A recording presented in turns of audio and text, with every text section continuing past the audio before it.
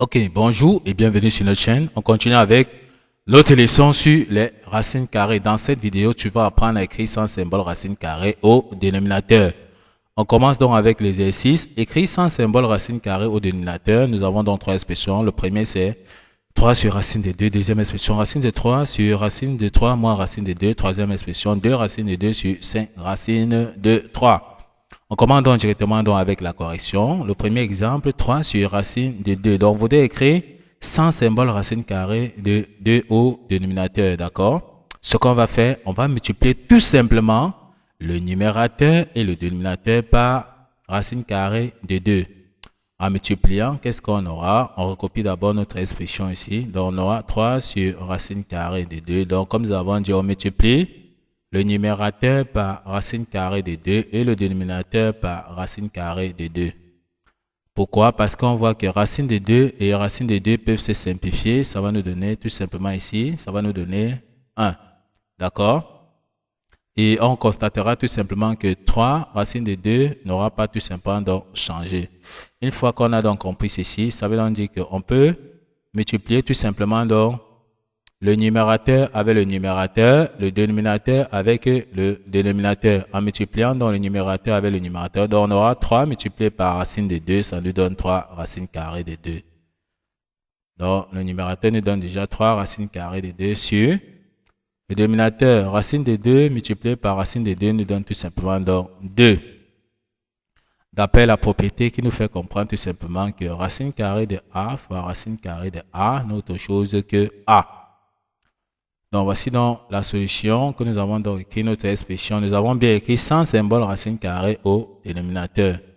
On passe donc directement au deuxième exemple. On efface dans le tableau. On invite alors ceux qui ne sont pas encore abonnés à la chaîne de s'abonner, de liker la vidéo, puis de partager la vidéo aux proches amis pour les aider aussi. N'ayez pas oublié d'activer dans la cloche de notification. On continue donc avec le deuxième exemple qui est racine carrée de 3 sur racine carrée de 3 moins racine carrée de 2. On recopie encore. Racine carrée de 3 sur racine carrée de 3 moins racine carrée de 2.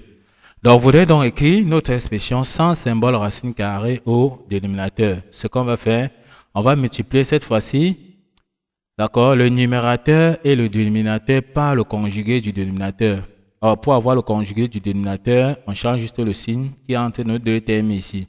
Donc, comme c'est moins ici, on change tout simplement en plus, ça nous donne le conjugué. On va donc multiplier le numérateur par le conjugué donc du dénominateur qui est racine carrée de 3 plus racine carrée de 2. Et on multiplie encore le dénominateur par racine carrée de 3 plus racine carrée de 2. Ok, ce qu'on peut constater ici, c'est que racine carrée de 3 plus racine de 2 peuvent encore se simplifier. Ça veut donc dire que notre expression ici peut nous donner encore tout simplement, donc ceci peut nous donner encore 1. On voit qu'on va rester encore tout simplement avec racine carrée de 3 sur racine de 3 moins racine de 2 qui n'aura pas tout simplement donc changé. Une fois qu'on a donc compris ceci, ce qu'on va faire, on va observer dans la forme du dénominateur. Racine de 3 moins racine de 2, facteur de racine de 3 plus racine de 2. On voit que c'est identité remarquable A moins B facteur de A plus B. Donc, le dénominateur est sous la forme A moins B facteur de A plus B. Donc, la forme factorisée, c'est la forme développée, c'est A carré moins B au carré. Donc ici, notre A sera tout simplement donc racine de 3 et notre B sera racine carrée. Donc notre B sera donc racine carrée de 2. Ça veut donc dire que notre expression nous donne tout simplement au numérateur, comme nous avons vu, on aura donc A carré, donc on aura donc racine de 3, le tout au carré, moins B au carré, donc moins racine de 2, le tout au carré. Une fois que nous avons donc écrit comme ceci, on peut donc développer le numérateur avec le numérateur, donc on aura racine carrée de 3 fois racine carrée de 3, ça nous donne tout simplement donc 3. Donc on aura ici 3. De la même façon, on continue. Racine de 3 multiplié tout simplement donc par racine de 2, ça nous donne plus racine carrée de 6. Ne pas oublier qu'ici, nous avons donc appliqué la propriété qui dit racine de A multiplié par racine de A n'est autre chose que A. Donc, c'est pour ça que On a fait tout simplement donc racine carrée de 3 fois racine carrée de 3, ça nous a donné 3. Et racine de 3 multiplié par racine de 2 nous donne tout simplement donc racine carrée de 6. Racine de 3, le tout au carré, c'est tout simplement donc 3. Donc ici, ça nous donne 3. Racine de 2, le tout au carré, ça nous donne 2. D'après la propriété qui dit que racine carrée de A, le tout au carré est tout simplement donc égal à A. On voit bien qu'on aura ici 3 moins 2. Ça veut dire qu'on dit que le dénominateur nous donne tout simplement donc 1. Donc 3 moins 2, ça nous donne tout simplement donc 1.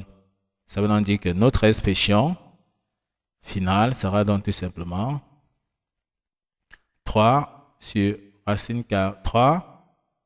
On aura ici 3 plus racine carrée de 6, comme nous avons dit. Allons-y pas à pas. Sur 3 moins 2. Ce qui fait qu'on aura donc 3 plus racine carrée de 6, comme nous avons dit. D'accord? Donc, la réponse finale, on voudrait écrire racine carrée de 3 sur racine carrée de 3 moins racine carrée de 2 sans symbole racine carrée au dénominateur. Donc, on peut donc voir le résultat final comme nous avons dit. Parce que 3 moins 2, nous avons vu que c'est 1. Racine de 3, le tout au carré, c'est 3. Racine de 2, le tout au carré, c'est 2. Nous avons donc écrit sans symbole racine carrée au dénominateur. On passe dans au troisième exemple. On vous demande donc d'écrire 3 sur racine de 2 puis 5 racine de 3 sans symbole racine carrée au dénominateur. Puis nous laissez vos réponses en commentaire pour montrer que vous avez suivi la vidéo de bout en bout jusqu'à la fin et que vous avez compris les deux premiers exemples que nous avons donc traités. Donc n'hésitez pas à nous laisser vos réponses en commentaire. Nous allons vérifier si vous avez donc trouvé.